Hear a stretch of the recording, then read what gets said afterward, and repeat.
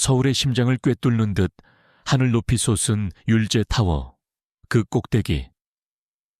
도시의 모든 불빛을 발 아래에 둔 펜트하우스는 적막감만이 유령처럼 떠다니고 있었다. 세상의 부와 권력을 한 손에 쥔 자의 공간이라고는 믿기지 않을 만큼 공기는 차갑고 무거웠다. 최고급 이탈리아 가구와 현대 미술 작품들 사이로 소독약 냄새가 희미하게 배어나와 값비싼 향수 냄새와 부조화스럽게 뒤섞였다. 침실 중앙에 놓인 거대한 침대 위 한 남자가 누워 있었다. 율제 그룹의 신화. 대한민국 경제를 움직이는 거인 강태준 회장이었다. 불과 몇 달 전까지만 해도 그의 눈빛 하나에 거대 기업들의 운명이 갈리고 그의 말 한마디가 주식시장을 뒤흔들었다. 하지만 지금의 그는 창백한 얼굴 위로 앙상하게 드러난 광대뼈와 깊게 팬 눈두덩으로 인해 과거의 위용을 찾아볼 수 없었다. 오직 가끔씩 번뜩이는 날카로운 눈빛만이 그가 여전히 강태준님을 증명하고 있을 뿐이었다. 더 이상 저희가 할 수 있는 게 없습니다. 회장님, 백발이 성성한 노이사가 마른 입술을 떼며 힘겹게 말했다. 그의 뒤로는 세계 각국에서 초빙된 최고 의료진들이 약속이나 한 듯 고개를 떨구고 있었다. 패배를 인정한 군대처럼 그들의 어깨는 무겁게 축 처져 있었다. 원인 불명의 전신 세포 기능 저하입니다. 이런 사례는 의학계에 보고된 바가 없습니다. 마치 몸을 이루는 모든 세포가 스스로 죽음을 선택하는 것 같습니다. 강태준은 대답 대신 희미한 냉소를 입가에 띄웠다. 죽음을 선택해 내 몸의 주인이 나인데 어느 세포가 감히 내 허락도 없이 죽음을 택한단 말인가. 그는 평생 무언가를 선택하고 명령하는 입장이었지. 선택을 강요당하는 처지가 아니었다. 하지만 지금 그는 자신의 몸 하나조차 마음대로 할 수 없는 무력한 존재로 전락해 있었다. 비비. 그의 생명이 기계에 의존해 겨우 이어지고 있음을 알리는 무미건조한 모니터 소리가 유난히 거슬렸다. 강태준은 천천히 눈을 감았다. 눈을 감으면 지난 세월이 파노라마처럼 스쳐 지나갔다. 부모님이 남긴 작은 부품 공장을 대한민국 최고의 첨단 기술 그룹으로 키우기까지. 그는 단 하루도 쉬지 않고 달려왔다. 잠을 줄이고, 사랑을 미루고, 인간적인 감정마저 사치라 여기며 오직 율제라는 제국을 건설하는 데 모든 것을 바쳤다. 그렇게 쌓아 올린 제국의 왕좌에서 그는 이제 죽음의 선고를 기다리고 있었다. 허무했다. 침대 옆에는 그림자처럼 한 남자가 서 있었다. 강태준의 수족이자 유일하게 믿는 사람, 박민혁 비서실장이었다. 흠잡을 데 없이 완벽한 수트 차림이었지만 그의 얼굴에는 며칠 밤을 사운 듯 짙은 피로가 서려 있었다. 그는 고개를 숙인 의료진들을 향해 싸늘한 시선을 보냈다. 모두 나가주시죠. 회장님께서는 휴식이 필요하십니다. 의료진들이 조용히 물러나자 박 실장은 침대 곁으로 다가와 익숙하게 이불을 덮어주었다. 괜찮으십니까? 회장님, 내가 괜찮아 보이나? 강태준의 목소리는 갈라져 있었지만 특유의 차가운 기운은 여전했다. 최진환 부회장은 요즘 어떻지? 이런 상황에서도 회사 걱정이었다. 박민혁은 씁쓸함을 감추며 담담하게 보고했다. 평소와 다름없이 업무를 보고 있습니다. 회장님의 건강을 매우 염려하고 있다는 말을 여러 번 전해왔습니다. 염려. 강태준의 입가에 다시 한번 냉소가 어렸다. 피를 나눈 사촌이지만 최진환의 야심을 그는 누구보다 잘 알고 있었다. 자신이 쓰러진 지금 아마 속으로는 축배를 들고 있을 터였다. 하지만 증거가 없었다. 모든 것이 그저 심증일 뿐. 박민혁은 더 이상 말을 잇지 못했다. 강태준의 의심이 무엇을 향하는지 알지만 섣불리 입을 열 수 없었다. 지금은 회장의 건강이 최우선이었다. 그는 가능한 모든 방법을 수소문했다. 용하다는 의사는 물론 검증되지 않은 민간요법까지. 하지만 결과는 언제나 절망이었다. 그날 밤 강태준이 잠든 것을 확인한 박민혁은 서재로 향했다. 산더미처럼 쌓인 서류와 보고서들 속에서 그는 한 가닥 희망이라도 찾으려는 듯 밤을 새우는 날이 많았다. 그는 강태준 회장의 선친, 즉 율제그룹의 창업주가 남긴 낡은 유품들을 정리하던 중이었다. 혹시라도 과거의 기록 속에 이 병과 관련된 단서가 있을까 하는 신락 같은 기대감 때문이었다. 낡은 일기장, 빛바랜 사진들, 그리고 여러 서신 뭉치. 대부분은 회사의 초창기 역사에 대한 기록이었다. 실망감에 한숨을 쉬며 마지막 서신 뭉치를 집어들었을 때였다. 그것은 창업주가 젊은 시절 전국을 떠돌며 사업 구상을 할 때 친구와 주고받았던 편지들이었다.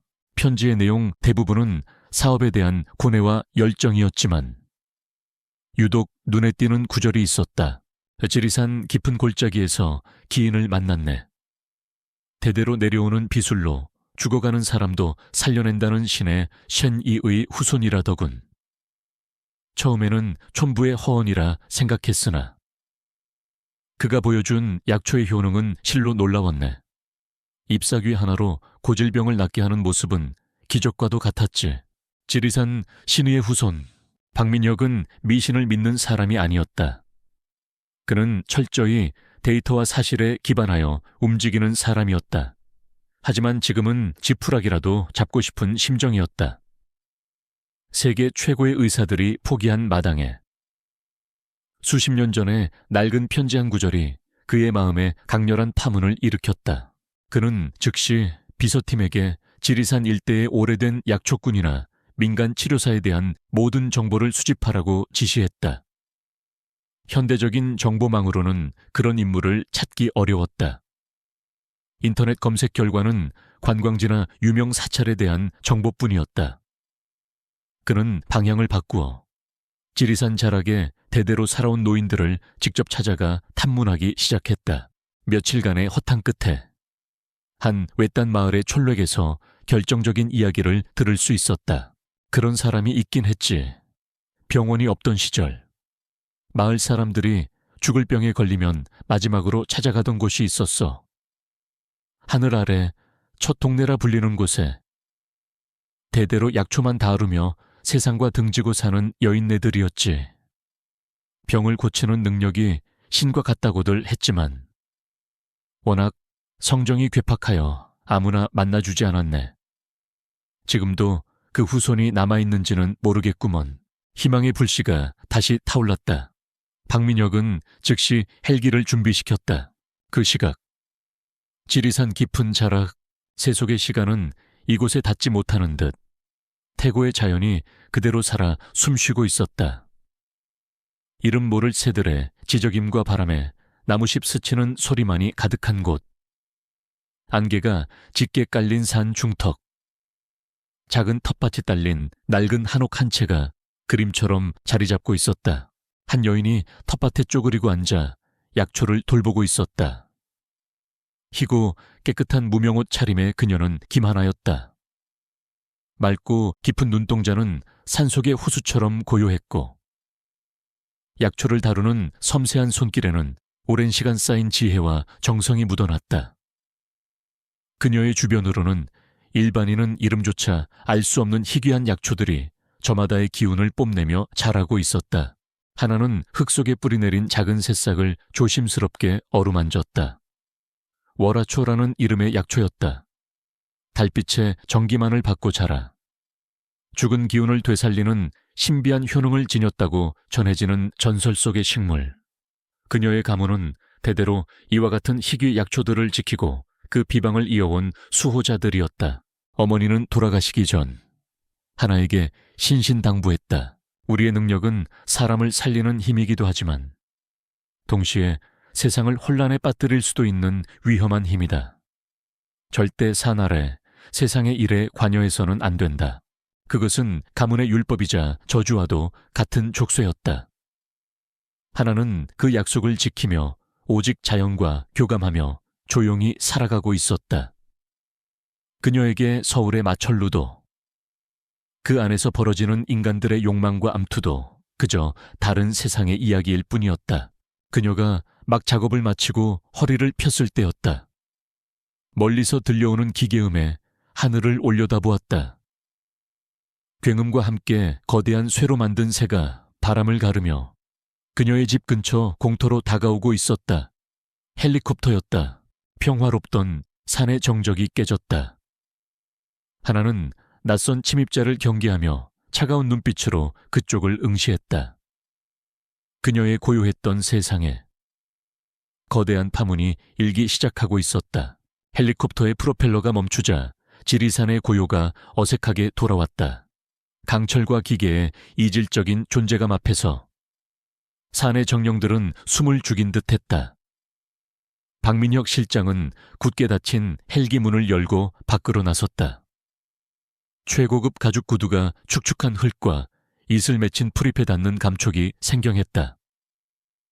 도시의 인공적인 공기와는 차원이 다른 짙고 상쾌한 숲의 향기가 폐부 깊숙이 파고들었다. 그의 시선은 곧장 텃밭 앞에 서 있는 한 여인에게로 향했다. 김하나. 그녀는 경계심 가득한 눈빛으로 낯선 이방인을 쏘아보고 있었다. 박민혁은 순간 당황했다. 그가 상상했던 신월의 후손은 지혜가 가득한 눈빛에 높아거나 최소한 범접할 수 없는 기운을 가진 중년의 여인이었다. 하지만 눈앞의 여인은 그저 맑은 얼굴을 한 젊은 처녀일 뿐이었다. 수수한 무명옷과 꾸밈 없는 모습은 산골마을 어디서나 볼 수 있을 법한 평범한 모습이었다. 내가 사람을 잘못 찾았나 찰나의 의심이 스쳤지만 박민혁은 이내 마음을 다잡았다. 여기까지 온 이상 헛걸음이 되더라도 부딪혀 봐야 했다. 그는 정중하게 허리를 숙였다. 처음 뵙겠습니다. 혹시 이 근방에 대대로 약초를 다루며 병을 고치는 분이 계시다고 들었는데 맞게 찾아왔는지요? 하나의 눈썹이 살짝 찌푸려졌다. 그녀는 대답 대신 차가운 목소리로 되물었다. 누구신지요? 여긴 허락 없이 외부인이 함부로 드나들 곳이 아닙니다. 목소리는 나긋했지만 그 안에는 단단한 심지가 박혀 있었다. 박민혁은 자세를 낮추고 다시 한번 자신을 소개했다. 저는 서울에서 온 박민혁이라고 합니다. 지금 저희 회장님께서 위독하십니다. 세상의 모든 의수를 동원했지만 차도가 없습니다. 그래서 마지막 희망을 걸고 선생님을 찾아왔습니다. 그는 선생님이라는 호칭을 쓰며 최대한의 예의를 갖췄다. 하지만 하나는 조금도 흔들리지 않았다. 돌아가십시오. 저는 사람을 치료하지 않습니다. 하지만 죽어가는 사람도 살려내신다고 들었습니다. 뜬 소문일 뿐입니다. 저는 그저 산에 기대어 약초를 키우며 살아가는 사람일 뿐. 당신들이 찾는 그런 대단한 사람이 아닙니다. 하나의 거절은 칼로 자른 듯 단호했다. 박민혁은 답답함을 느꼈다. 돈과 권력이면 안 되는 일이 없었던 그의 세계에서 이런 종류의 거절은 낯선 경험이었다. 그는 회유책으로 방향을 틀었다. 물론 사례는 원하시는 만큼, 아니 그 이상을 해드리겠습니다. 집이든 돈이든 평생 편안하게 사실 수 있도록 모든 것을 보장하겠습니다. 그 말이 끝나기가 무섭게 하나의 눈빛이 싸늘하게 변했다. 그녀의 맑은 눈동자에 경멸의 빛이 스쳤다. 당신들의 세상에서는 모든 것을 돈으로 해결하는 모양이지만 이곳의 가치는 다릅니다. 제 조상님들께서는 산 아래 세상의 일에 관여하지 말라는 유언을 남기셨습니다. 그것은 돈으로 살 수 없는 약속입니다. 어서 돌아가십시오. 그녀는 차갑게 등을 돌려 집 안으로 들어가려 했다. 박민혁의 마음은 다급해졌다. 그는 자기도 모르게 무릎을 꿇었다. 도시의 엘리트, 거대 그룹의 2인자인 그가 흙바닥에 무릎을 꿇는 모습은 그 스스로도 믿기지 않는 광경이었다. 제발 부탁드립니다. 그의 목소리는 절박함으로 떨리고 있었다. 회장님은 제게 단순한 상사 이상인 분입니다. 가족이자 은인이고 제 삶의 전부나 마찬가지입니다. 그분이 이대로 돌아가시는 것을 지켜볼 수만은 없습니다. 제발 한 번만 그분을 봐주십시오. 사람 하나 살리는 셈치고 제발 부탁드립니다. 그는 더 이상 율제그룹의 비서실장이 아니었다. 그저 사랑하는 사람을 잃고 싶지 않은 한 명의 인간일 뿐이었다. 그의 눈가에 이슬이 맺혔다. 하나는 걸음을 멈추고 돌아보았다. 돈과 권력을 앞세우던 오만한 도시인의 모습은 사라지고 절망의 끝에 선 한 남자의 진심이 그녀의 마음에 와닿았다. 사람을 살리는 힘, 어머니의 유언이 귓가에 맴돌았다. 세상과 섞이지 말라 하셨지만 눈앞에서 꺼져가는 생명을 외면하라고 가르치지는 않으셨다. 그녀의 마음속에서 가문의 율법과 생명을 구해야 한다는 본능이 치열하게 충돌했다. 잠시 동안의 무거운 침묵 끝에 하나가 나지막이 입을 열었다. 그분은 어떤 상태입니까? 박민혁은 고개를 번쩍 들었다. 희망의 빛이 보였다. 그는 주머니에서 태블릿 PC를 꺼내 강태준의 사진과 진료 기록을 보여주었다. 창백하게 마른 채 산소 흡기에 의지해 누워있는 남자의 모습 불과 몇 달 전. 세상을 호령하던 그 위풍당당한 모습은 어디에도 없었다. 사진을 보는 하나의 눈빛이 심각하게 변했다. 그녀는 손가락으로 화면 속 태준의 얼굴을 천천히 쓸었다. 그의 피부색, 입술의 빛깔, 눈 밑의 기운. 그녀는 현대의학의 데이터가 아닌 대대로 내려온 자신만의 방식으로 환자를 진단하고 있었다. 죽음의 그림자가 아주 짙군요. 그녀의 한마디에 박민혁의 심장이 철렁 내려앉았다. 하지만 아직 완전히 꺼진 불씨는 아닙니다. 하나가 결심한 듯 말했다. 가보겠습니다. 박민혁은 뛸 듯이 기뻤다. 그는 자리에서 일어나 몇 번이고 허리를 숙여 감사 인사를 했다. 하나는 그의 요란한 반응에도 아랑곳하지 않고 조용히 집으로 들어가 작은 나무 상자 하나만을 들고 나왔다. 그 안에는 그녀의 가문의 대대로 전해져 내려오는 비약들과 치료 도구들이 들어있었다. 헬리콥터에 오르는 하나의 표정은 담담했다. 처음 타보는 쇳덩어리가 거대한 소음을 내며 하늘로 떠올랐지만 그녀는 창밖으로 작아지는 자신의 집을 그저 묵묵히 내려다볼 뿐이었다. 서울의 펜트하우스에 도착했을 때 하나는 숨이 막힐 듯한 이질감을 느꼈다. 살아있는 기운이라고는 전혀 느껴지지 않는 차가운 대리석과 유리, 그리고 강철 자연의 순리가 아닌 인간의 욕망으로 쌓아 올린 거대한 탑이었다. 강태준의 침실은 이미 전쟁터 같았다.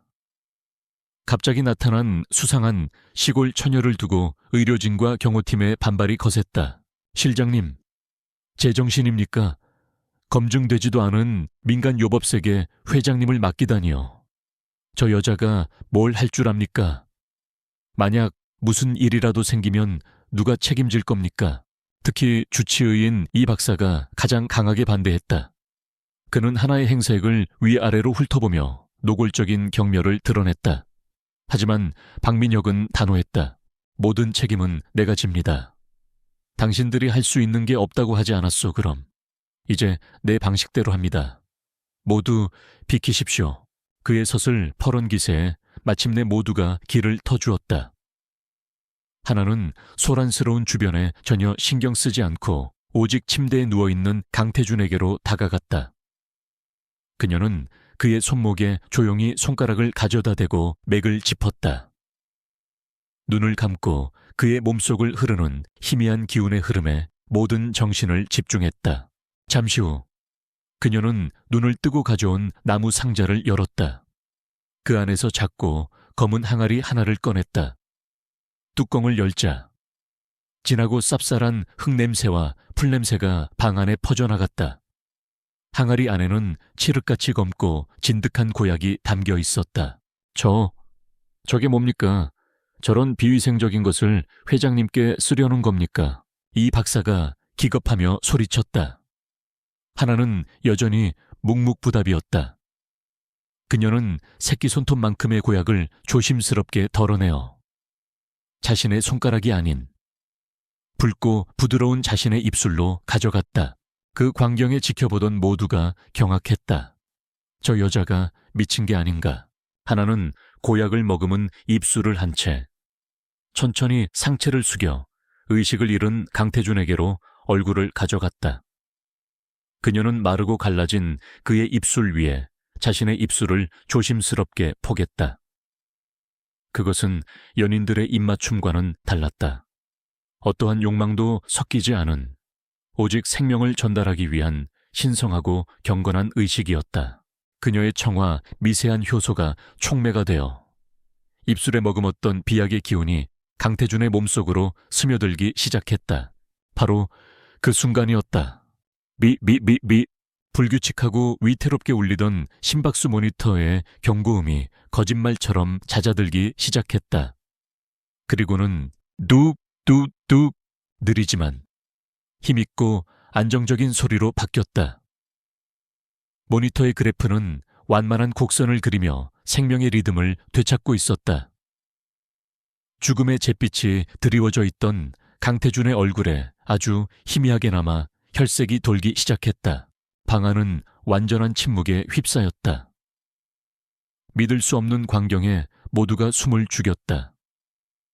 이 박사는 넋이 나간 표정으로 모니터와 하나를 번갈아 쳐다보았고 박민혁의 눈에서는 마침내 뜨거운 눈물이 흘러내렸다. 기적이 일어나고 있었다. 첫 번째 치료가 있고 며칠이 흘렀다. 죽음의 문턱을 헤매던 강태준의 상태는 놀라울 정도로 안정되었다. 심박수와 혈압, 호흡 수치 모두 위험한 고비를 넘겼지만 그는 여전히 깊은 잠에서 깨어나지 못하고 있었다. 펜트하우스의 살얼음판 같던 긴장감은 조금 누그러졌지만 그 자리를 불안과 의심이 안개처럼 메우고 있었다.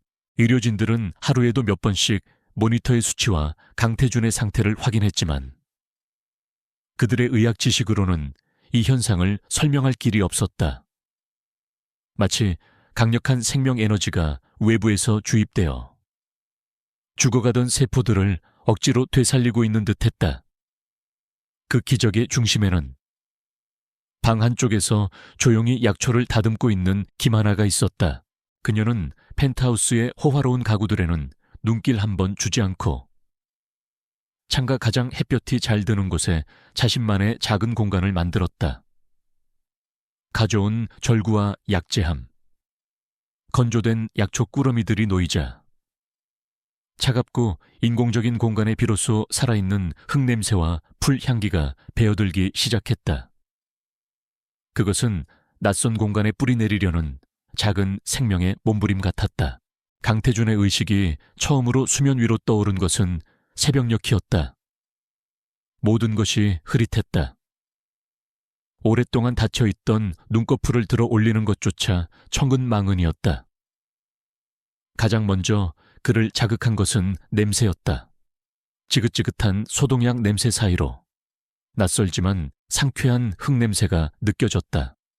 마치 비 온 뒤의 숲속에 와 있는 듯한 착각, 그리고 온몸을 감싸던 죽음의 냉기 대신 혈관을 따라 희미한 온기가 흐르는 것이 느껴졌다. 그의 초점 없는 시야에 한 여인의 뒷모습이 들어왔다. 흰 무명옷을 입은 그녀는 창가에 앉아 돌절구에 무언가를 빻고 있었다. 쿵, 쿵, 쿵. 규칙적으로 울리는 소리는 기계음으로 가득한 이 방에서 유일하게 살아있는 소리였다. 간호사도, 의사도 아니었다. 그의 제국 안에서 단 한 번도 본 적 없는 완전히 이질적인 존재였다. 목에서 나온 소리는 바람 새는 소리에 가까웠다. 하지만 그 작은 소리에도 여인은 돌아보았다. 맑고 깊은 눈동자, 그 안에는 놀람이나 두려움 대신 그저 고요한 관조만이 담겨 있었다. 그녀는 자리에서 일어나 그에게 다가와 마른 입술을 물수건으로 조심스럽게 적셔주었다. 그날 이후 강태준은 조금씩 깨어있는 시간이 늘어났다. 몸을 움직이거나 말을 할 기력은 아직 없었지만 그는 침대에 누운 채 묵묵히 그녀를 관찰했다. 하루의 시작은 그녀가 건네는 쓴 약차 한 잔이었다. 그리고 해가 중천에 떴을 때 그녀는 다시 한번 검은 고약을 자신의 입술에 묻혀 그의 입으로 옮겨주었다. 저녁에는 나무로 만든 얇은 침으로 그의 혀를 자극했다. 그것은 굴욕적인 경험이었다. 제국의 황제였던 그가 이제는 이름도 모르는 시골 처녀의 손길 없이는 하루도 버틸 수 없는 존재가 된 것이다. 분노와 무력감이 치밀었지만 동시에 그는 부정할 수 없는 사실을 깨닫고 있었다. 그녀의 손길이 닿을 때마다 몸속의 생명력이 조금씩 되살아나고 있었다. 그는 그녀를 이해할 수 없었다. 그녀는 이 방을 가득 채운 부의 상징들, 수백억을 호가하는 미술품이나 가구들에는 조금의 관심도 보이지 않았다. 오직 그녀의 관심사는 창밖의 해와 바람, 그리고 그녀가 가져온 식물들 뿐이었다. 가끔 그녀는 창가에 서서 서울의 야경을 오랫동안 내려다보곤 했는데 그 표정은 동경이 아닌 마치 신기한 벌레를 관찰하는 듯한 순수한 호기심에 가까웠다. 의료진들과의 보이지 않는 신경전은 날이 갈수록 심해졌다. 특히 주치의였던 이 박사는 노골적으로 하나의 치료법을 폄훼했다. 회장님의 상태가 안정된 것은 사실이지만 그게 저 여자의 주술 같은 행위 때문이라고는 단정할 수 없습니다. 그동안 투여했던 약물들이 뒤늦게 효과를 발휘하는 것일 수도 있습니다. 저 비위생적이고 검증되지 않은 치료를 당장 중단시켜야 합니다. 그는 몰래 하나가 달인 약차의 샘플을 채취해 연구소에 성분 분석을 의뢰했다. 하지만 며칠 뒤 돌아온 결과는 알 수 없는 유기 화합물 다수 검출, 현대의학 데이터베이스에 존재하지 않음이라는 허무한 답변뿐이었다. 이 박사의 의심은 더욱 깊어졌다. 그는 저 여자가 정체불명의 약물로 강태준을 조종하고 있을지도 모른다고 생각했다. 한편 율제그룹 본사 회장실을 임시로 사용하고 있는 최진환 부회장의 심기는 극도로 불편했다. 그의 완벽한 계획에 차질이 생기고 있었다. 강태준은 서서히 죽어가야 마땅했다. 그가 사용한 독은 혈루상이라는 고대 비서에만 전해지는 맹독으로 아주 서서히 전신의 세포 기능을 파괴하여 마치 희귀병처럼 보이게 만드는 것이었다. 어떤 현대의학 기술로도 그 성분을 검출할 수 없다는 것을 그는 확신했다. 지리산에서 온 계집 하나 때문에 최진환은 이 박색에서 온 비밀 보고를 읽으며 어이없다는 듯 중얼거렸다. 그의 잘생긴 얼굴이 차갑게 일그러졌다. 그는 오만했지만 어리석지는 않았다. 우연이라고 보기에는 너무나 기묘한 일이었다. 그는 즉시 수에게 지시했다. 김하나, 지리산에 산다는 그 계집에 대해 샅샅이 뒤져봐. 가족, 과거, 무엇을 하는 년인지, 먼지 하나까지 전부 다 약점이든 비밀이든 뭐든 찾아내. 그는 김하나가 자신의 비밀을 알고 접근한 자객이거나 혹은 경쟁사에서 심어놓은 첩자일 가능성까지 염두에 두었다. 그의 세상에서는 대가 없는 선이란 존재하지 않았다. 모든 것에는 이유와 목적이 있기 마련이었다. 세상에 약점 없는 인간은 없어. 찾아내. 최진환의 눈에 살기가 번뜩였다. 그날 밤 펜트하우스는 유난히 고요했다. 강태준은 잠을 이루지 못하고 있었다. 아직 몸은 무거웠지만 정신은 그 어느 때보다 또렷했다. 그는 어둠 속에서 창가에 서 있는 하나의 실루엣을 발견했다. 그녀는 화려한 도시의 불빛을 가만히 내려다보고 있었다. 시끄럽지 않나. 오랜만에 내뱉은 그의 목소리는 여전히 잠겨 있었지만 의사소통이 가능할 정도는 되었다. 하나가 조용히 돌아보았다. 산의 소리와는 다른 종류의 시끄러움입니다. 산에도 소리가 있나? 그럼요. 바람소리, 물소리, 벌레소리, 풀이 자라는 소리도 있습니다. 모두 살아있는 소리들이지요. 하지만 저 불빛들은 왠지 슬픈 소리를 내는 것 같습니다. 슬픈 소리. 강태준은 평생 서울의 야경을 보며 아름답다. 내가 정복한 도시다라고만 생각했지. 슬프다는 생각은 단 한 번도 해본 적이 없었다. 그는 처음으로 그녀의 세상이 궁금해졌다. 네가 키우는 그 풀들은 대체 뭐지? 그 아이들은 그냥 풀이 아닙니다. 저마다의 이름과 이야기가 있고 사람을 살리기도 죽이기도 하는 힘을 가졌습니다. 다루는 사람의 마음에 따라 약이 되기도 독이 되기도 하지요. 그녀의 말은 마치 시와 같았다. 강태준은 잠시 말을 잃었다. 그는 평생을 숫자와 데이터 그리고 냉정한 이성만으로 살아온 사람이었다. 하지만 지금 그의 생명은 이 비과학적이고 비논리적인 말을 하는 여인의 손에 달려 있었다. 그리고 이상하게도 불안감보다는 기묘한 평온함이 느껴졌다. 차가운 철옹성 같던 펜트하우스에 아주 작고 연약한 생명의 싹이 트고 있었다. 그러나 성벽 밖에서는 그 연약한 싹을 짓밟기 위한 어둡고 거대한 그림자가 조용히 움직이기 시작하고 있었다. 시간이 흐르면서 강태준의 몸은 눈에 띄게 회복되었다. 이제 그는 부축 없이도 침대에서 일어날 수 있었고 짧은 거리지만 펜트하우스 안을 스스로 걸을 수도 있었다. 앙상했던 몸에 조금씩 살이 붙기 시작했고 무엇보다 죽음의 그림자가 거친 눈빛에 과거의 날카로운 총기가 되돌아오고 있었다. 육체의 회복은 정신의 각성을 불러왔다. 죽음의 문턱에서 헤매며 흐릿했던 기억들이 안개가 거치듯 선명해졌다. 총명한 사업가로서의 그의 뇌가 다시 작동하기 시작했다. 그는 병상에 쓰러지기 전 몇 달간의 일들을 퍼즐 조각처럼 맞추어 나갔다. 모든 것이 완벽하게 맞아 들어가는 것 같았지만 어딘가 어긋난 조각, 설명할 수 없는 위화감이 분명히 존재했다. 그 차 늘 마시던 보이차였다. 비서실에서 최고급으로 공수해온.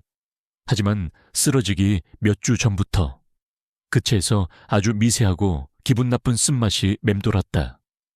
미각이 예민한 그였지만 과로 타시려니 하고 넘겼었다.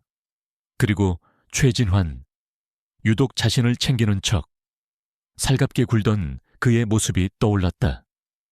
평소에 그답지 않은 과장된 염려와 관심. 당시에는 권력의 정점을 향한 아부련이 생각했지만 지금 돌이켜보면 그것은 사냥감을 지켜보는 포식자의 섬뜩한 눈빛과 닮아 있었다. 조각들이 맞춰지기 시작했다. 이것은 자연스러운 병이 아니다. 명백한 의도와 계획해 이루어진 아주 정교하게 설계된 독살 시도였다. 차가운 분노가 등골을 타고 척추를 얼어붙게 만들었다. 그는 평생 수많은 적들과 싸워왔지만 등 뒤에서 비수를 꽂는 비열한 배신은 처음 겪는 일이었다.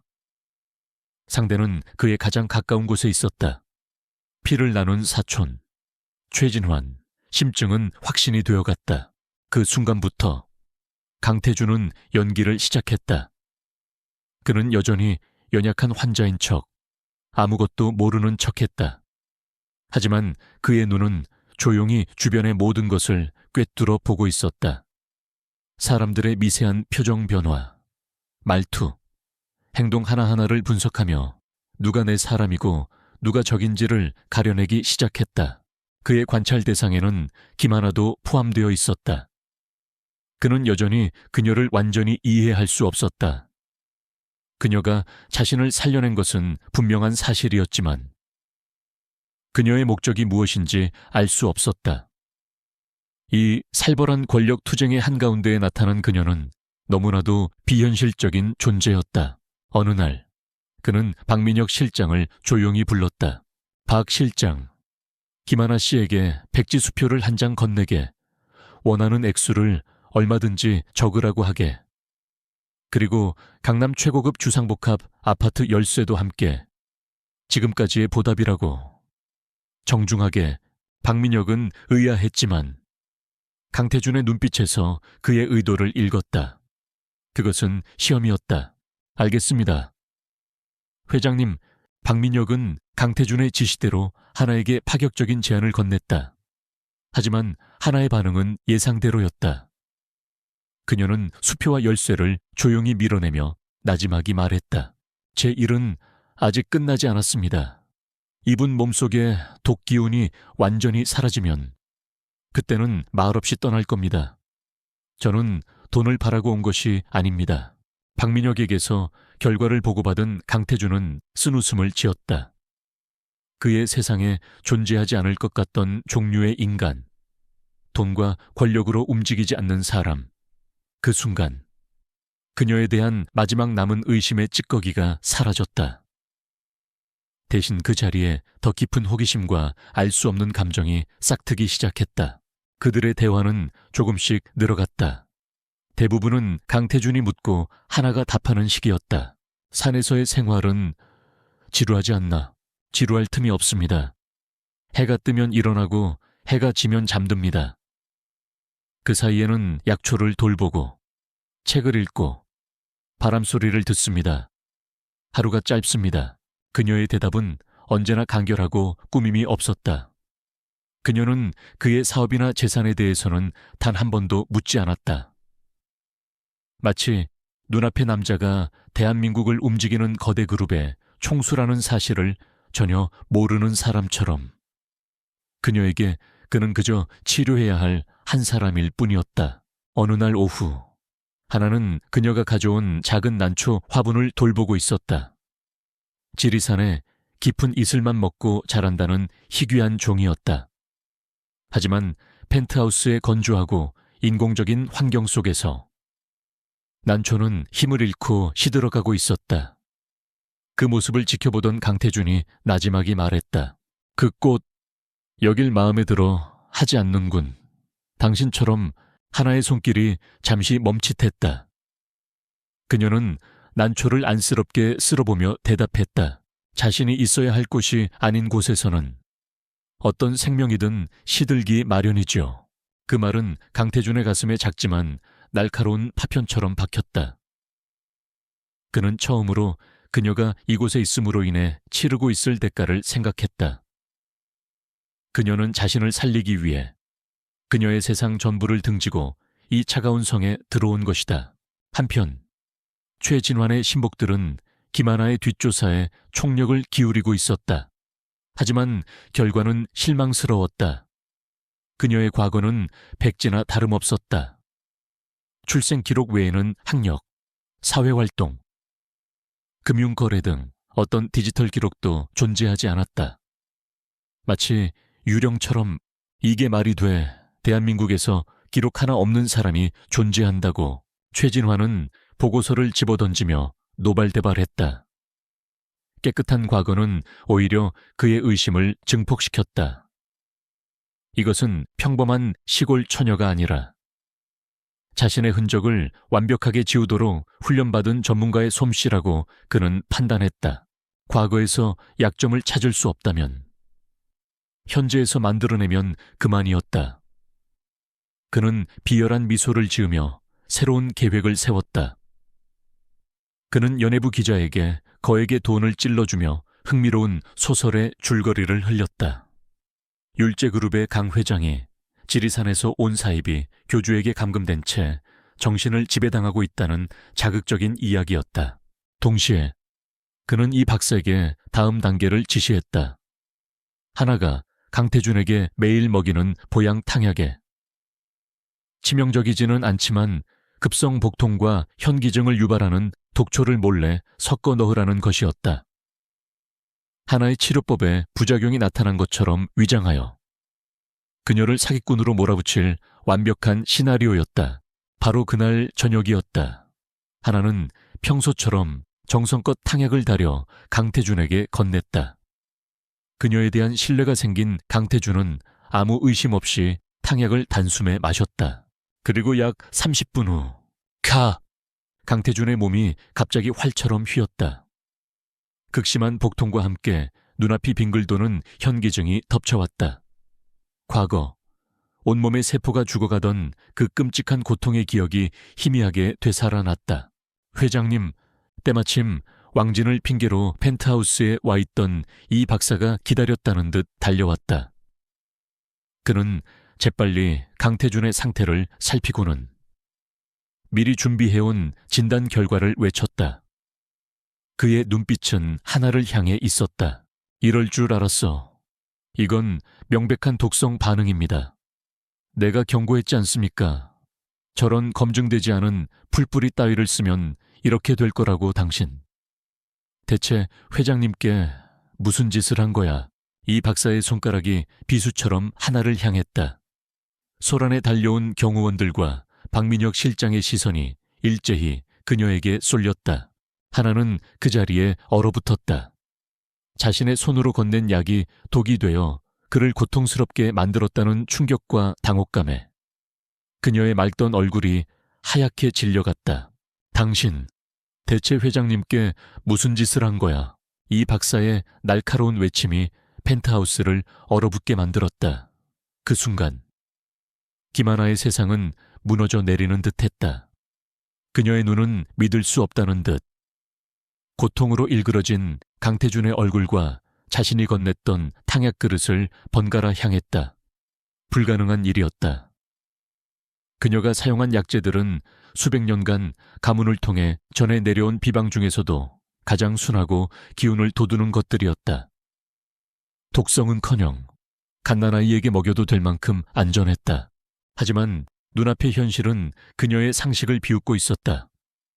강태준은 분명 고통스러워하고 있었고 그 원인은 자신이 건넨 탕약이었다. 아닙니다. 그럴 리가 없어요. 제가 쓴 약재에는 그녀의 목소리는 파르르 떨리고 있었다. 그 순간 고통 속에서도 강태준의 눈이 번쩍 뜨였다. 그의 이성은 차갑게 작동하고 있었다. 너무나 완벽한 타이밍에 나타난 이 박사. 그의 과장된 비난. 그리고 이 모든 상황을 기다렸다는 듯한 분위기. 이것은 명백한 함정이었다. 누군가 탕약에 손을 쓴 것이다. 그의 시선이 패닉에 빠진 하나의 얼굴에 닿았다. 그녀의 흔들리는 눈동자에서 그는 깊은 충격과 자책감을 읽었다. 그를 해치려는 의도는 털끝만큼도 없었다. 그녀 또한 피해자였다. 강태준은 이를 악물고 고통을 참아내며 박민혁 실장을 향해 아주 미세하게 고개를 저었다. 그 미묘한 신호를 오직 박민혁만이 놓치지 않았다. 박민혁은 혼란스러웠지만 회장의 뜻을 최우선으로 따라야 했다. 그는 즉시 이 박사와 경호원들 앞을 막아섰다. 모두 진정하십시오. 회장님의 상태부터 살피는 게 먼저입니다. 그는 이 박사가 증거인멸을 위해 탕약 그릇에 접근하려는 것을 막고 경호원들에게 방을 통제하라고 지시했다. 그의 신속하고 단호한 대처에 소란은 일단락되었다. 하나는 그 틈을 놓치지 않고 강태준의 곁으로 다가가 그의 맥을 짚었다. 원래의 병과는 전혀 다른 날카롭고 급작스러운 독의 기운. 하지만 다행히 치명적인 것은 아니었다. 그녀는 재빨리 품속에서 작은 은침을 꺼내 그의 손가락 끝 혀를 찔렀다. 검붉은 피가 몇 방울 맺히자 강태준의 거친 호흡이 조금씩 잦아들기 시작했다. 다음 날 아침 폭풍이 몰아쳤다. 최진환이 뿌려놓은 씨앗이 마침내 발아했다. 한 인터넷 타블로이드 신문에 율제그룹 강태준 회장, 지리산 출신 무속인에게 감금, 세뇌 의혹이라는 제목의 기사가 대서특필된 것이다. 내용은 충격적이었다. 익명의 내부 관계자의 증언을 빌려 강 회장이 정체불명의 여인에게 위험한 약물을 지속적으로 투여받고 있으며 정상적인 판단이 불가능한 상태라고 보도했다. 몰래 촬영된 듯한 하나의 사진과 함께 그녀를 신흥사입이 종교의 교주처럼 묘사하는 악의적인 내용으로 가득했다. 기사는 삽시간에 퍼져나갔고 대한민국은 발칵 뒤집혔다. 율제그룹의 주가는 개장과 동시에 폭락하기 시작했다. 이 사진들은 빗발치는 전화에 패닉에 빠졌고 율제타워 아픈 진실을 요구하는 기자들로 인산인해를 이루었다. 바로 그때 최진환이 무대의 주인공처럼 등장했다. 그는 긴급 기자회견을 자청해 비통한 표정으로 카메라 앞에 섰다. 사촌 형님이자 존경하는 강태준 회장님의 일로 국민 여러분께 심려를 끼쳐드려 송구스럽습니다. 현재 저희는 이 불미스러운 사태를 매우 심각하게 받아들이고 있으며 철저한 진상조사를 약속드립니다. 그는 마치 강태준과 회사를 지키려는 책임감 있는 경영자처럼 행동했다. 교묘하게 강태준의 판단력이 흐려졌음을 암시하며 위기 상황에서 회사를 이끌 안정적인 리더는 바로 자신임을 어필했다. 그의 영위는 완벽했고 여론은 그의 의도대로 흘러가기 시작했다. 펜트하우스 안. 강태준은 차가운 분노로 이 모든 광경을 지켜보고 있었다. 작은 모니터 화면 속에서 역겨운 위선을 떨고 있는 최진환의 얼굴을 부셔버리고 싶었다. 그는 이제 숨어 있을 수 없다는 것을 깨달았다. 침묵은 곧 패배를 의미했다. 박 실장, 예, 회장님, 긴급 화상 이사회를 소집하게. 30분 뒤에. 그리고 어제 남은 탕약. 절대 회사 연구소가 아닌 외부에 가장 신뢰할 수 있는 기관에 성분 분석을 의뢰하게. 결과는 내게만 직접 보고하도록. 그의 목소리는 쇠약했지만 명령은 칼날처럼 날카롭고 단호했다. 박민혁은 군말 없이 움직였다. 강태준은 잠시 숨을 고른 뒤 방 한쪽에서 죄인처럼 고개를 숙이고 있는 하나에게로 시선을 돌렸다. 그녀는 밤새 한숨도 자지 못한 듯 얼굴이 하얗게 뜨고 눈은 붉게 충혈되어 있었다. 그는 부드러운 목소리로 그녀를 불렀다. 김하나 씨. 하나가 천천히 고개를 들었다. 그녀의 눈동자에 깊은 죄책감이 어려 있었다. 제 잘못입니다. 제가 조금 더 신중했어야 했는데. 아니, 강태준이 그녀의 말을 단호하게 끊었다. 이건 당신 잘못이 아니오. 우리 둘 모두를 노린 함정이었지. 저들은 당신을 얕보았고 그리고 아직 병상에 누워있는 나도 얕보았소. 딱 한 가지만 물읍시다. 나를 믿습니까? 그의 질문에 하나의 눈동자가 흔들렸다. 그는 자신을 믿느냐고 묻고 있었다. 그녀는 그의 깊고 단단한 눈을 마주보았다. 그 눈에는 원망이 아닌 절대적인 신뢰와 함께 싸우자는 무언의 약속이 담겨 있었다. 하나는 자신도 모르게 천천히 고개를 끄덕였다. 30분 후 긴급 이사회가 화상으로 열렸다. 화면 속 이사들의 얼굴은 불안과 불만으로 가득했다. 최진환이 회의를 주도하며 강태준의 건강 이상설과 판단력 부재를 거론. 그의 직무를 정지시켜야 한다고 목소리를 높이고 있었다. 바로 그 순간 화면 중앙에 강태준의 얼굴이 나타났다. 아직 핏기는 없었지만 예리하게 빛나는 눈빛과 단단히 담은 입술은 과거 세상을 호령하던 제왕의 모습 그대로였다. 그의 등장만으로도 소란스럽던 회의장은 순간 정적이 흘렀다. 강태준은 변명하지 않았다. 그는 정면으로 부딪혔다. 오늘 제가 살아 숨 쉬고 있는 것은 전적으로 김하나 선생 덕분입니다. 그의 첫마디에 모든 이사들이 숨을 삼켰다. 연론에 떠도는 소문들은 한 개인과 율제그룹 전체를 흔들려는 악의적인 공격입니다. 저는 어젯밤 또다시 독살 위협을 받았습니다. 이제 저는 제 병의 원인과 이 모든 음해의 배후를 밝히기 위한 전면적인 조사를 시작할 것입니다. 그는 잠시 말을 멈추고 화면 속 최진환을 똑바로 응시했다.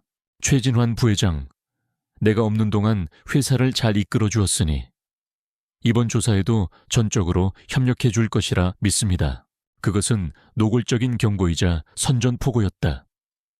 최진환은 순간 얼굴이 굳었지만 이내 평정을 되찾고 태연하게 대답했다. 물론입니다. 회장님, 진실을 밝히는데 저 역시 최선을 다하겠습니다. 하지만 그의 눈빛은 미세하게 떨리고 있었다. 강태준은 이사회와 세상을 향해 자신의 건재함을 과시했다. 그는 공격을 방어하는데 그치지 않고 오히려 역공을 가해 판을 뒤흔들어 버렸다. 그는 자신의 사람을 지켰고 자신의 제국에 대한 통제권을 다시 한번 확인시켰다. 회의가 끝난 후 강태준은 깊은 피로감에 몸을 소파에 기댔다.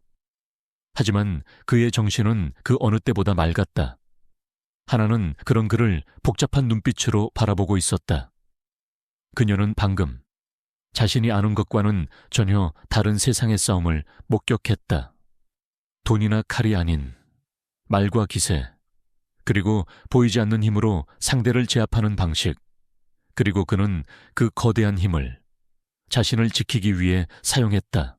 그녀를 살린 것은 그의 세상이었고 그를 살린 것은 그녀의 세상이었다. 폭풍 같았던 첫 번째 전투가 끝난 후 그들의 관계는 더 이상 치료사와 환자가 아니었다. 불길 속에서 서로의 등을 지켜준 동지처럼 그들은 이제 뗄 수 없는 운명으로 단단히 묶여 있었다. 이사회에서의 폭탄 선언 이후 펜트하우스에는 팽팽한 정적과 뜨거운 열기가 공존했다. 강태준이 던진 승부수는 일단 성공했다. 언론의 관계는 잠시 소강 상태에 접어들었고 여론은 회장의 건강에서 음모의 배후로 관심을 옮기기 시작했다. 최진환은 완벽한 피해자이자 구원자 연기를 펼치려다 졸지의 유력한 용의선상에 오른 꼴이 되었다. 펜트하우스는 이제 완벽한 비밀 전쟁기지였다. 강태준은 지휘관이었고 박민혁은 그의 명을 수행하는 충실한 부관, 그리고 김하나는 누구도 예상치 못한 비밀 병기이자 핵심 전략가가 되었다. 세 사람은 외부와의 접촉을 최소화한 채 보이지 않는 적의 실체를 파헤치기 위한 그들만의 수사를 시작했다. 첫 번째 과제는 지난밤의 독차 사건의 진상을 규명하는 것이었다. 박민혁이 밀봉해온 탕약 그릇을 앞에 두고 하나는 조심스럽게 내용물을 살폈다. 그녀는 약재의 색과 향, 미세한 기운의 흐름만으로 그 안에 섞인 이물질의 정체를 단번에 파악했다. 단장 초라는 풀입니다. 그녀의 목소리는 차분했지만 눈빛에는 차가운 분노가 서려 있었다. 그 자체로는 맹독이 아니지만 다른 약재와 섞이면 극심한 복통을 일으키지요. 옛날부터 사람을 해하기보다는 특정 약의 효능을 떨어뜨리거나 부작용이 있는 것처럼 꾸밀 때 사용하던 비열한 수법입니다. 그것은 이 박사와 최진환의 계략이 완벽한 조작이었음을 증명하는 확고한 증거였다. 강태준은 예상했다는 듯 고개를 끄덕였다. 그렇다면 더 중요한 질문을 하지. 나를 처음 쓰러뜨렸던 그 독, 그것의 정체는 무엇이라고 생각하시오? 그의 질문에 방 안의 공기가 무거워졌다. 이것이야말로 모든 미스터리의 시작이자 끝이었다. 적을 알려면 적이 사용한 무기부터 알아야 했다. 하나는 잠시 눈을 감고 생각에 잠겼다. 그리고는 강태준에게 아주 상세한 질문들을 던지기 시작했다. 의사들이 묻는 의학적인 질문과는 전혀 다른 종류의 것들이었다. 처음 몸에 이상을 느끼셨을 때 어떤 느낌이었습니까? 구체적으로 어떤 감각이었는지 말씀해 주실 수 있나요?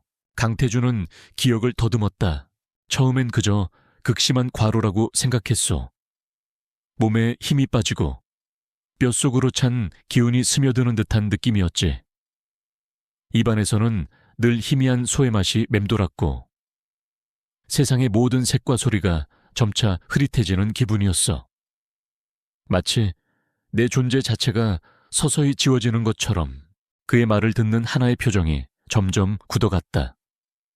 그녀는 자리에서 일어나 자신이 가져온 낡은 책과 두루마리들을 펼쳤다. 수세기 동안 그녀의 가문이 지켜온 비전, 미추안의 기록들이었다. 누렇게 바랜 종이 위에는 기이한 형태의 식물 그림과 함께 빽빽한 한자들이 적혀 있었다. 박민혁은 경외로운 눈빛으로 그 광경을 바라보았다. 현대 과학의 정점인 펜트하우스 한복판에서 가장 원시적이고 신비로운 지식의 탐구가 이루어지고 있었다. 하나는 마침내 한 페이지 앞에서 멈췄다. 그곳에는 핏방울처럼 붉은 이슬을 머금은 섬뜩할 정도로 아름다운 검붉은 꽃 한 송이가 그려져 있었다. 강태준과 박민혁은 그 그림 옆에 적힌 이름에 숨을 삼켰다. 혈루상 시엘레이 수왕 피눈물 서리. 박민혁이 나지막이 읊조렸다. 하나가 무거운 목소리로 설명하기 시작했다. 전설로만 내려오는 맹독입니다. 세상의 양기를 품은 약초와 음기를 품은 독초. 서로 상반된 기운을 가진 여러 희귀 식물들을 아주 정교한 방식으로 배합해야만 만들 수 있습니다. 이 독이 무서운 이유는 장기를 직접 공격하는 것이 아니라 몸을 이루는 세포와 세포 사이의 소통을 끊고 스스로 재생하는 능력을 마비시키기 때문입니다. 그래서 현대의학으로는 원인을 찾을 수 없고 마치 희귀병처럼 서서히 죽어가게 되는 것이죠. 강태준의 얼굴이 차갑게 굳었다. 모든 것이 맞아떨어졌다. 자신의 증상과 완벽하게 일치했다. 이런 독을 대체 누가 아무나 만들 수 있는 것이 아닙니다. 하나의 목소리에 전에 없던 단호함이 실렸다. 저희 가문처럼 생명을 살리는 식물을 연구하는 이들이 있다면 그 반대편에는 죽음을 다루는 식물을 연구하는 그림자 같은 자들이 있었습니다. 생명의 길을 버리고 금지된 지식에 손을 댄 어둠의 일족이지요. 혈루상의 제조법은 바로 그들에게만 전해져 내려오는 비술입니다. 그림자 일족, 그 단어가 강태준과 박민혁의 뇌리에 번개처럼 내리꽂혔다. 그들이 싸워야 할 상대는 단순한 기업 사냥꾼이나 정적이 아니었다. 현대 사회의 이면에 숨어 고대의 금지된 지식을 이어온 존재, 너무나 비현실적인 이야기였지만 자신을 죽음의 문턱까지 몰고 갔던 불가해한 독의 존재가 그 사실을 증명하고 있었다. 강태준의 눈빛이 매섭게 빛났다. 그는 즉시 최진환과 이 그림자 일족의 연결고리를 찾기 시작했다. 박 실장, 최진환 부회장의 가게를 다시 조사하게. 특히 그의 어머니 쪽, 외가 쪽의 조상들, 가문의 역사, 오래된 고향 마을의 전설까지 샅샅이 뒤져봐. 알겠습니다. 박민혁은 즉시 자리에서 일어나 명령을 수행하기 위해 방을 나섰다. 방 안에는 다시 강태준과 하나, 둘만이 남았다. 무거운 침묵이 흘렀다. 강태준은 자신의 손을 물끄러미 내려다보았다. 한때 세상을 쥐락펴락하던 이 손이 고대의 저주와도 같은 독에 의해 무력하게 세우러져 갔었다. 그리고 지금은 그 저주와 같은 뿌리에서 나온 또 다른 고대의 지식에 의해 구원받았다. 그는 천천히 고개를 들어 하나를 보았다. 그녀는 단순한 치료사가 아니었다. 자신이 평생 알지 못했던 또 다른 세상의 비밀을 지키는 수호자였다. 이성과 논리의 세계를 살아온 그였지만 이제는 인정해야만 했다. 자신이 이해할 수 없는 거대한 힘의 흐름 속에 자신이 놓여 있음을. 그가 나지막이 입을 열었다. 그의 목소리에는 깊은 울림이 있었다. 내 목숨은 이제 김하나 씨 손에 달려 있어. 단순한 환자로서가 아니라 이 싸움을 함께하는 동지로서 말이오. 그것은 그녀의 능력에 대한 절대적인 신뢰의 표현이자 운명을 함께하겠다는 엄숙한 서약이었다. 어둡고 기이한 독의 길을 추적해야 하는 여정. 그들은 이제 그 길을 함께 걸어가야만 했다. 강태준의 선전포고는 최진환을 코너로 몰아넣는 동시에 그들 자신에게도 시간을 다투는 족쇄를 채운 격이 되었다. 최진환이 낌새를 채고 증거를 인멸하기 전에 그의 숨통을 끊을 결정적인 한 방을 찾아야만 했다. 박민혁 실장의 지휘 아래 율제그룹 내에서 가장 신뢰할 수 있는 인원들로 구성된 비밀 태스크포스 팀이 꾸려졌다. 그들의 임무는 단 하나, 최진환 부회장 외가의 뿌리를 파헤치는 것이었다. 조사는 쉽지 않았다. 최진환의 외가는 수십 년에 걸쳐 신분 세탁을 거듭하며 평범한 사업가 집안으로 행세해왔다. 겉으로 드러난 기록은 흠잡을 데 없이 깨끗했다. 하지만 박민혁은 포기하지 않았다. 그는 낡은 토지대장, 빗바랜 족보, 심지어 해당 지역의 구전 설화까지 샅샅이 훑으며 과거의 흔적을 추적했다. 마침내 지리산 자락에 한 작은 면사무소, 먼지 쌓인 서고 깊숙한 곳에서 결정적인 단서가 발견되었다. 최진환의 외증조모, 그녀의 이름 옆에 지금은 사라진 성씨 하나가 적혀 있었다. 그 성씨는 과거 약초꾼들 사이에서도 이단으로 취급받던 작은 분파와 관련이 있는 것이었다. 그리고 그 아래에는 마을의 원로가 구술한 내용을 기록한 희미한 메모가 남아 있었다. 금지된 약초에 손을 대어 마을의 불행을 가져온다는 이유로 족보에서 파문당하고 쫓겨남, 연결고리가 찾아졌다. 하나의 가서리 뼈와 살을 갖춘 실체가 되어가고 있었다. 기록은 그들이 대대로 살아왔으나 지금은 폐가가 된 낡은 고택의 위치를 가리키고 있었다. 강태준은 직감했다. 그곳에 모든 비밀이 잠들어 있음을. 그는 위험을 무릅쓰고 직접 그곳으로 가기로 결정했다. 언제까지고 펜트하우스에 숨어있을 수만은 없었다. 외부에는 내가 치료를 위해 한적한 요양원으로 거처를 옮기는 것으로 알리게. 최진환이 눈치채지 못하도록. 며칠 뒤 철통 같은 보안 속에 강태준과 하나, 그리고 박민혁은 문제의 고택이 있는 시골 마을로 향했다. 마을에서도 가장 외진 상이슬게 자리한 고택은 수십 년간 사람의 발길이 끊긴 듯 거대한 나무들과 무성한 덩굴에 뒤덮여 음산한 기운을 내뿜고 있었다. 금방이라도 무너져 내릴 듯한 기와 지붕과 썩어가는 기둥은 그 집이 품고 있는 어두운 세월을 말해주고 있었다. 차에서 내리자마자 하나의 표정이 미묘하게 굳어졌다. 도시의 죽은 공기와는 다른, 살아있지만 어딘가 뒤틀리고 병든 기운이 느껴졌다. 이곳의 땅은 병들어 있어요. 그녀가 나지막이 말했다. 그녀의 눈에는 평범한 잡초로 보이는 풀들이 예사롭지 않은 형태로 자라나고 있었다. 주변의 새소리나 벌레 소리조차 들리지 않는 기이한 정적. 그녀는 이곳이 오랫동안 독초의 기운에 중독되어 왔음을 본능적으로 감지했다. 세 사람은 굳게 닫힌 대문을 열고 안으로 들어섰다. 삐걱거리는 소리와 함께 곰팡이와 먼지가 뒤섞인 퀴퀴한 냄새가 코를 찔렀다. 내부는 예상대로 모든 것이 썩고 무너져 내리고 있었다.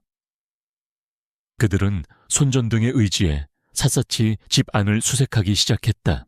수색은 난항을 겪었다. 대부분의 책과 종이들은 이미 세월의 무게를 이기지 못하고 사가 없어진 뒤였다. 하지만 하나는 포기하지 않았다. 그녀는 집의 구조와 기운의 흐름을 살폈다. 이런 종류의 지식을 다루는 자들은 보통 집의 가장 어둡고 차가운 곳에 비밀을 숨깁니다. 땅의 음기가 가장 강한 곳에요. 그녀의 말에 따라 그들은 썩은 마룻바닥 아래 축축한 흙냄새가 올라오는 좁은 지하 창고를 발견했다. 좁은 입구를 통해 안으로 들어가자 그곳에는 놀랍게도 습기 방지를 위해 여러 겹으로 밀봉된 낡은 괴짝 하나가 놓여 있었다. 박민혁이 조심스럽게 괴짝을 열었다. 그 안에는 가죽으로 표지를 만든 낡은 책 몇 권과 양피지 두루마리들이 기적처럼 보존되어 있었다. 책을 펼치자 기이한 독초 그림들과 함께 그것들을 배합하여 맹독을 만드는 방법들이 알아볼 수 없는 구어로 상세하게 적혀 있었다. 다 갔어요. 하나의 손가락이 한 페이지를 가리켰다. 그곳에는 그들이 그토록 찾아 헤매던 혈루상의 제조법이 섬뜩할 정도로 상세하게 기록되어 있었다.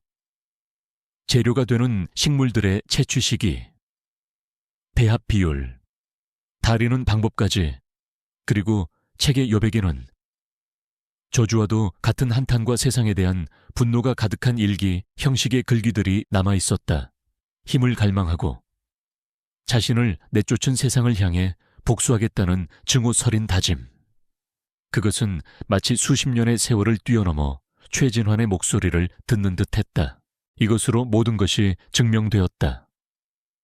최진환은 어둠의 일족의 후손이었으며 조상의 비수를 이용해 강태준을 살해하고 율제를 차지하려 했던 것이다.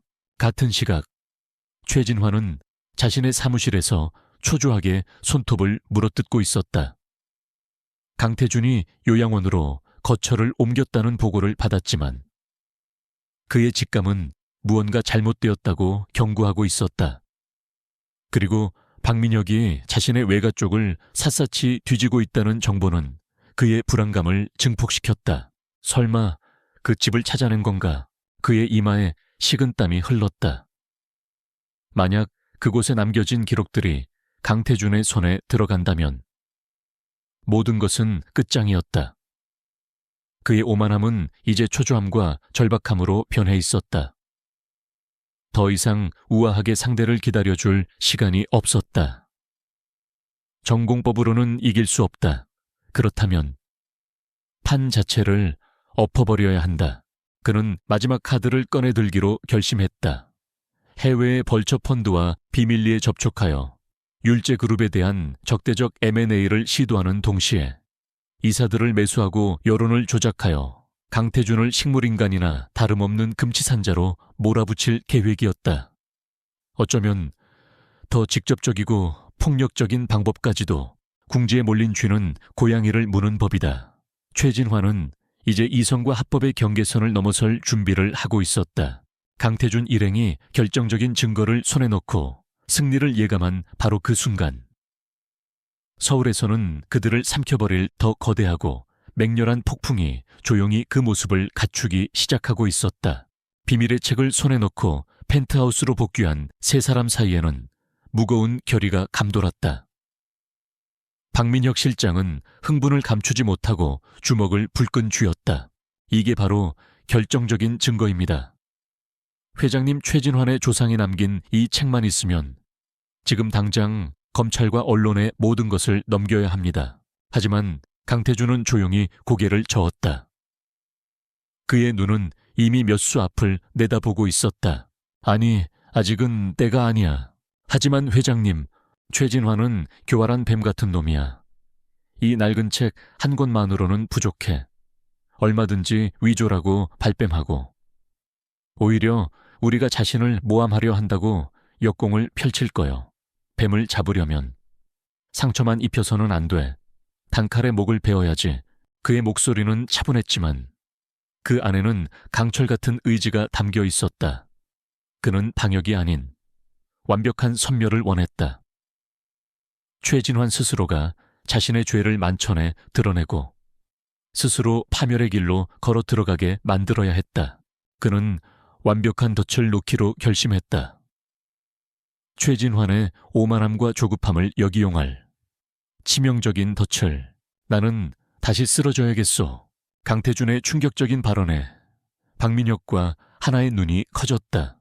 김하나 씨, 실제로 몸에 해가 가지 않으면서 마치 병이 재발해 죽어가는 것처럼 보이게 만들 수 있어. 그것은 그녀의 능력을 시험하는 동시에 그녀에 대한 절대적인 신뢰를 보여주는 질문이었다. 하나는 그의 의도를 즉시 파악했다. 잠시의 망설임도 없이 그녀는 고개를 끄덕였다. 가능합니다. 몸의 기운을 일시적으로 잠재워 마치 생명의 불씨가 꺼져가는 것처럼 보이게 하는 비술이 있습니다. 하지만 아주 위험한 방법입니다. 시술하는 동안 회장님은 완벽한 가사 상태에 빠지게 될 겁니다. 상관없어. 내 목숨을 당신에게 맡기겠소. 그들의 눈이 허공에서 마주쳤다. 더 이상 의심이나 시험은 없었다. 오직 서로를 향한 굳건한 믿음만이 존재할 뿐이었다. 계획은 즉시 실행에 옮겨졌다. 하나는 조심스럽게 은침 몇 개를 강태준의 혈맥에 놓았다. 그의 몸을 흐르던 기운이 서서히 잦아들기 시작했다. 혈색이 사라진 얼굴은 시체처럼 창백해졌고 맥박과 호흡은 금방이라도 멎을 것처럼 미약해졌다. 박민혁은 일부러 공포에 질린 목소리로 주치의인 이 박사를 호출했다. 펜트하우스에 도착한 이 박사는 다시 죽음의 문턱에 선 강태준의 모습을 보고 속으로 환호성을 질렀다. 그는 여러 진단 장비를 동원해 상태를 살피는 척하며 완벽하게 속아 넘어갔다. 끝났군. 시골뜨기, 계집의 주술도 결국 한계에 부딪힌 거야. 병이 다시 악화된 거다. 이번에는 절대로 살아남지 못해. 그는 의기양양하게 이 사실을 즉시 최진환에게 보고했다. 최진환은 이 박사의 보고를 받고 광적인 희열에 휩싸였다. 강태준이 다시 쓰러졌다는 소식은 그에게 내려진 신의 계시와도 같았다. 최근 그를 옥죄어오던 불안감과 초조함은 눈 녹듯 사라지고 세상을 다 가진 듯한 오만함이 다시 그의 얼굴을 뒤덮었다. 하늘이 나를 돕는구나. 강태준 내놈의 시대는 이제 끝이다.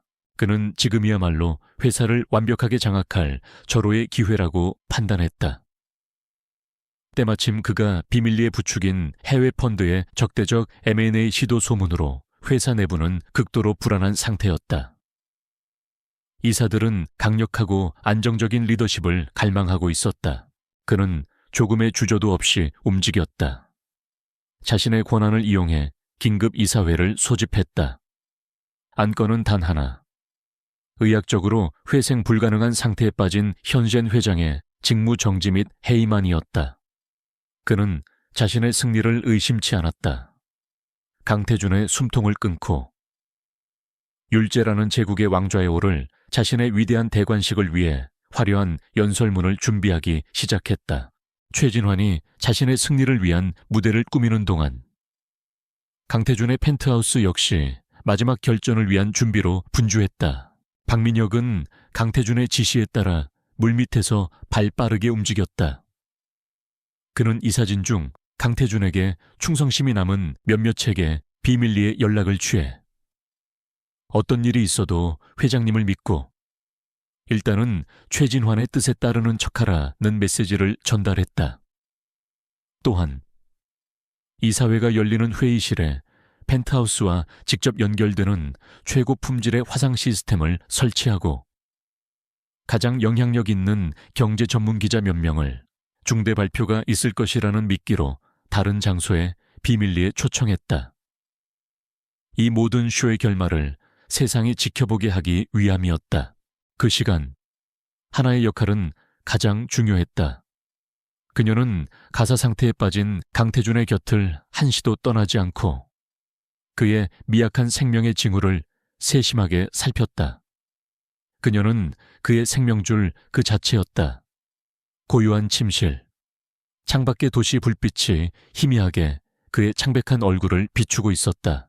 죽은 듯 누워있는 그의 손 위로 하나는 자신의 따뜻한 손을 조용히 포겠다. 걱정하지 마세요. 곧 아침이 올 겁니다. 그녀의 목소리는 폭풍 속의 등대처럼 고요하고 단단했다. 결전의 날을 하루 앞둔 밤, 모든 배우가 제자리에 섰고 모든 장치가 설치되었다. 최진환은 거울 앞에서 수십 번이나 승리의 연설을 연습하며 의기양양한 미소를 지었다. 그리고 율제타워 꼭대기 펜트하우스에서는 강태준이 죽음의 가면을 쓴 채 조용히 칼을 갈고 있었다. 완벽한 덫이 완성되었다. 이제 남은 것은 사냥감이 스스로 덫 안으로 걸어 들어오는 것뿐이었다. 결전의 날, 율제그룹 최고층에 위치한 이사회 회의실에는 폭풍전야의 긴장감이 감돌았다. 도시의 정형이 한눈에 내려다 보이는 거대한 통유리창 너머로 하늘은 마치 앞으로 벌어질 일을 예고라도 하듯 짙은 회색 구름에 덮여 있었다. 이 사진들이 하나둘씩 자리를 채웠다. 그들의 얼굴에는 불안과 탐욕, 계산적인 표정들이 뒤섞여 있었다. 최진화는 모든 준비를 마친 주인공처럼 가장 마지막에 모습을 드러냈다. 완벽하게 재단된 다크네이비 수트에 머리카락 한 올 흐트러짐 없는 모습. 그는 비통하지만 회사를 위해 결단을 내려야 하는 비운의 리더 역할을 완벽하게 연기하며 이사들과 무거운 눈인사를 나누었다. 그의 내면에서는 왕좌를 차지하기 일보 직전인 정복자의 희열이 들끓고 있었다. 밥이 오신 와중에 이렇게 긴급 이사회에 참석해 주신 이사님들께 감사와 송구의 말씀을 먼저 전합니다. 최진화는 회의의 시작을 알리며 미리 준비한 연설을 막힘없이 쏟아냈다. 그의 목소리는 슬픔과 책임감이 교묘하게 뒤섞여 듣는 이의 마음을 움직이는 힘이 있었다. 존경하는 사촌 형님이자 율제그룹의 상징이신 강태준 회장님께서 유감스럽게도 회복 불가능한 상태에 이르렀다는 비통한 소식을 전하게 되었습니다. 그는 신호를 보내 대형 스크린에 이 박사의 모습과 함께 위조된 진단서를 띄웠다. 진단서에는 온갖 전문 의학 용어들이 나열되어 있었고 화상으로 연결된 이 박사는 심각한 표정으로 강태준이 사실상 식물인간 상태나 다름없다고 전문가적 소견을 피력했다. 이런 상황에서 우리 율제그룹은 더 이상 리더의 공백을 방치할 수 없습니다. 회장님의 건강을 비는 마음은 우리 모두가 같겠지만 회사의 미래를 위해서는 고통스럽지만 필요한 결단을 내려야만 합니다. 그는 죽어가는 왕과 혼란에 빠진 왕국을 구하기 위해 어쩔 수 없이 왕관을 써야 하는 비운의 왕자처럼 연기했다. 그의 논리는 탄탄했고 연기는 완벽했으며 이사진들의 마음은 서서히 그에게로 기울고 있었다. 마침내 그가 강태준 회장의 해임안을 정식으로 발의하고 투표를 제안하려는 순간이었다. 구왕 회의실의 육중한 문이 양쪽으로 활짝 열렸다. 회의장의 모든 소음이 거짓말처럼 멎었다. 모든 이들의 시선이 문 쪽으로 쏠렸다. 그곳에 강태준이 서 있었다. 그들이 상상했던 병약하고 죽어가는 환자가 아니었다. 흠잡을 데 없이 완벽한 수트 차림에 한치의 흐트러짐도 없는 단단한 걸음걸이, 세상을 호령하던 제왕의 날카로운 눈빛은 정확히 최진환의 심장을 꿰뚫고 있었다. 그의 뒤로는 박민혁 실장이 서류 가방을 든 채 묵묵히 서 있었고 그의 옆에는 산골처녀 김하나가 낯선 늑대들의 속을 한가운데에서도 평온함을 잃지 않은 채 함께 서 있었다. 말도 안 돼. 최진환의 얼굴에서 핏기가 사라졌다. 그는 마치 유령이라도 본 사람처럼 새하얗게 질려 자기도 모르게 뒷걸음질 쳤다. 그가 공들여 쌓아 올린 무대와 각본이 주인공의 예기치 못한 등장으로 한순간에 산산조각 나고 있었다. 강태준은 회의장 안으로 천천히 걸어 들어와 자신의 자리인 상석으로 향했다. 그가 자리에 앉자 얼어붙었던 회의장의 공기가 다시 움직이기 시작했다. 강태준은 목소리를 높이지 않았다. 대신 얼음장처럼 차갑고 치명적인 목소리로 입을 열었다. 짠 연설, 아주 감동적이더군. 진환아, 그 한마디에 최진환의 심장이 바닥으로 떨어졌다. 심판이 시작되었다. 하지만 자네가 빠뜨린 이야기가 몇 가지 있는 것 같군. 강태준의 신호에 따라 이 박사의 얼굴이 떠있던 대형 스크린이 바뀌었다. 화면에 나타난 것은 낡은 고서의 페이지들이었다. 혈루상이라는 이름과 함께 그 섬뜩한 제조법이 상세하게 기록된 페이지가 선명하게 클로즈업되었다. 최진환 부회장은 내 병이 희귀병이라고 했지만 사실은 그의 가문의 대대로 내려오는 혈루상이라는 고대 미술로 만든 맹독에 의한 것이었소. 이사진들이 경악으로 술렁였다. 강태준은 김하나를 소개했다. 그리고 이분은 무속인이 아니라 그 독을 해독할 수 있는 유일한 분이자 고대 약학의 전문가이신 김하나 선생이요.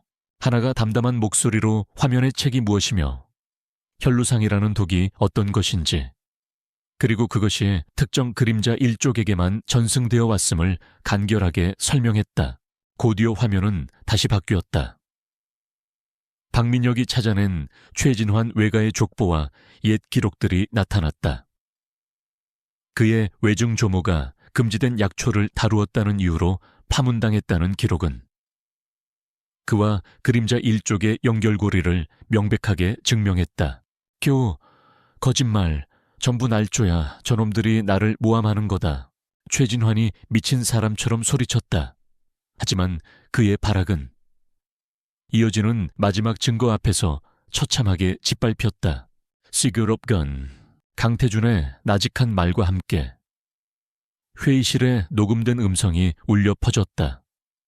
그것은 최진환과 이 박사가 강태준의 병세를 조작하고 김한에게 누명을 씌우려던 계획을 의논하는 대화 내용이었다. 박민혁이 지난번 독차 사건 이후 몰래 설치해둔 도청장치가 결정적인 역할을 한 것이다. 모든 것이 끝났다. 회의실은 완전한 침묵에 휩싸였다. 비밀리에 초청된 기자들은 다른 방에서 이 모든 광경을 실시간으로 지켜보며 미친 듯이 타자를 치고 있었다. 한 왕자의 몰락이 대한민국 전역으로 생중계되고 있었다. 궁지에 몰린 최진환은 마침내 이성을 잃었다. 그는 짐승처럼 울부짖으며 강태준에게 달려들려 했다. 강태준, 내 놈만 없었으면. 하지만 그의 주먹이 강태준에게 닿기도 전에 대기하고 있던 경호원들에게 양팔이 붙잡혀 제압당했다. 그리고 그때 회의실 문이 다시 한번 열렸다. 이번에는 박민혁이 미리 연락해둔 검찰 수사관들이었다. 최진환 씨, 살인미수 및 업무상 배임 혐의로 긴급 체포합니다. 수사관들이 그에게 차가운 수갑을 채웠다. 최진환은 끌려나가는 마지막 순간까지 강태준을 향해 저주를 퍼부었지만 그 모습은 그저 패배한 자의 처량한 비명일 뿐이었다. 거짓의 제국이 무너져 내린 회의실. 강태준은 자신의 자리에 우뚝 서서 모든 것을 지켜보았다. 그의 권위는 이제 그 누구도 넘볼 수 없을 만큼 확고해졌다. 그는 조용히 하나의 곁으로 시선을 돌렸다. 두 사람의 눈이 마주쳤다. 그 눈빛 속에는 함께 이겨낸 승리의 안도감과 말로 다 할 수 없는 깊은 신뢰가 담겨 있었다. 심판은 끝났다. 최진환의 시대는 그가 꿈꾸던 대관식이 열릴 뻔했던 바로 그날 가장 화려하고 처참하게 막을 내렸다. 그와 그의 공범들은 모두 법의 심판대에 올랐다. 이 박사를 포함하여 그의 야망에 부역했던 율제그룹 내의 부패 세력들, 역시 강태준의 단호한 결단 아래 모두 뿌리 뽑혔다. 그것은 제국의 대수술과도 같았다. 골마 터진 환부를 도려내는 과정은 고통스러웠지만 반드시 필요한 일이었다. 강태준은 회장실로 복귀하여 모든 과정을 직접 지휘했다. 한치의 오차도, 한 톨의 감상도 없는 냉철한 일 처리였다. 한바탕 폭풍이 휩쓸고 간 율제그룹은 잠시 휘청였지만 절대적인 카리스마를 되찾은 왕의 귀환 앞에 빠르게 안정을 되찾았다. 오히려 부패의 고름을 짜낸 뒤 주가는 이전보다 더욱 견고하게 치솟았다. 모든 것이 제자리를 찾은 어느 날 오후, 강태준은 자신의 회장실 의자에 앉아 통유리창 너머의 서울을 말없이 내려다보았다. 예전과 똑같은 풍경이었지만 그 풍경을 바라보는 그의 마음은 완전히 달라져 있었다. 과거의 그에게 저 도시는 정복해야 할 영토이자 그의 성공을 증명하는 전리품이었다. 하지만 지금 그의 눈에 비친 것은 그저 수많은 사람들이 저마다의 삶을 살아가는 거대한 삶의 터전일 뿐이었다. 그는 저곳을 영원히 떠날 뻔했다. 죽음의 문턱에서 돌아온 자, 그는 모든 것을 되찾았지만 동시에 모든 것을 잃어버렸던 사람이기도 했다. 권력의 허무함, 부의 무상함. 그는 이제 더 이상 과거의 강태준이 아니었다. 그는 박민혁 실장을 불렀다. 박 실장, 내 개인 재산의 상당 부분을 출연해서 공익재단을 하나 설립해야겠네. 충성스러운 비서의 눈이 놀라움으로 커졌다. 재단의 목표는 두 가지야. 하나는 내 경험을 바탕으로 한 희귀병 연구 지원 사업. 그리고 다른 하나는 김하나 선생의 뜻을 좇아 사라져가는 자연환경과 전통 지식을 보존하는 사업. 이것이 내가 세상에 진 빚을 갚고 내게 주어진 두 번째 삶을 사용하는 방식이 될 걸세. 그의 목소리에는 이제 차가운 야심 대신 따뜻하고 단단한 의지가 담겨 있었다. 박민혁은 조용히 고개를 숙였다. 그는 자신의 주군이 진정한 제왕으로 다시 태어났음을 느끼고 있었다. 그날 밤 펜트하우스는 고요했다. 세상의 소란이 모두 끝나자 김하나는 조용히 자신의 짐을 꾸리고 있었다. 그녀의 임무는 끝났다. 이제 그녀는 자신이 있어야 할 곳, 지리산으로 돌아가야 했다. 발코니에 서서 마지막으로 서울의 야경을 바라보는 그녀의 앞에 강태준이 조용히 다가왔다. 어색한 침묵이 흘렀다. 그 침묵을 깬 것은 강태준이었다. 떠나는 거요. 아예, 이제 모든 것이 제자리로 돌아왔으니까요.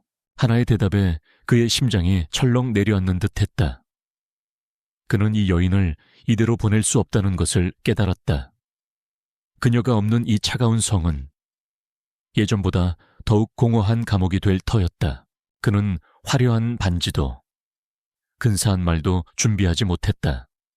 그저 자신의 진심을, 날 것 그대로의 마음을 꺼내 보일 뿐이었다. 율제그룹의 회장이었던 나는 세상 모든 것을 가졌다고 생각했소. 하지만 죽어가던 인간 강태준은 아무것도 가진 게 없는 빈털터리였지. 당신은 바로 그 남자를 살려주었소. 그에게 다시 사는 법을 가르쳐 주었고, 그는 한 걸음 더 다가가 그녀의 손을 조심스럽게 잡았다. 율제그룹 회장은 당신이 필요 없을지도 모르지. 하지만 인간 강태준은 당신 없이는 살아갈 수가 없어. 그의 눈빛이 절실하게 흔들렸다. 나와 결혼해 주시오. 김하나 씨, 내가 당신의 세상으로 가겠소. 당신과 함께 바람의 말을 배우고 나무의 노래를 듣고 싶소. 이 차가운 성이 아닌 우리의 삶이 시작된 그곳에서 새로운 집을 짓고 싶소. 그것은 그녀에게 모든 것을 버리고 자신의 세상으로 오라는 오만한 요구가 아니었다. 기꺼이 자신의 세상을 버리고 그녀의 세상으로 들어가겠다는 한 남자의 가장 진솔한 고백이었다. 하나의 맑은 눈동자의 눈물이 차올랐다. 그녀는 고개를 끄덕였다. 그녀가 사랑에 빠진 것은 권력자 강태준이 아니었다. 죽음과 싸워 이기고 자신의 영혼을 되찾은 바로 이 남자였기 때문이다. 몇 달 후 지리산 깊은 자락, 하늘 아래 첫 동네, 김하나의 낡은 한옥 곁에 자연과 어우러진 소박하고 단단한 새 집이 한 채 들어섰다. 한 남자가 서툰 손길로 텃밭의 흙을 고르고 있었다. 최고급 수트 대신 편안한 면 옷을 입은 그의 얼굴에는 회장실에서는 결코 볼 수 없었던 평온하고 행복한 미소가 걸려 있었다. 강태준이었다. 그는 원격으로 회사의 중요한 일들을 처리하고 재단의 운영을 지휘했지만 이제 그의 집은 이곳이었다. 하나는 그런 그의 곁에서 환한 웃음으로 약초에 물을 주고 있었다. 율제그룹은 이제 이윤만을 좇는 기업이 아닌 사람과 자연의 가치를 아는 새로운 철학을 가진 기업으로 거듭나고 있었다. 강태준은 흙 묻은 손을 털고 일어나 하나의 곁으로 갔다. 그는 그녀의 손을 잡고 함께 저 멀리 펼쳐진 푸른 산의 능선을 바라보았다. 그의 제국보다 훨씬 더 광활하고 아름다운 풍경이었다. 모든 것을 가졌던 CEO는 자신을 살린 시골 처녀의 사랑이야말로 자신이 진정으로 필요했던 단 하나였다는 것을 깨달았다. 율제의 정상에서가 아닌 지리산의 푸른 숲속에서 그들의 새로운 새벽이 밝아오고 있었다.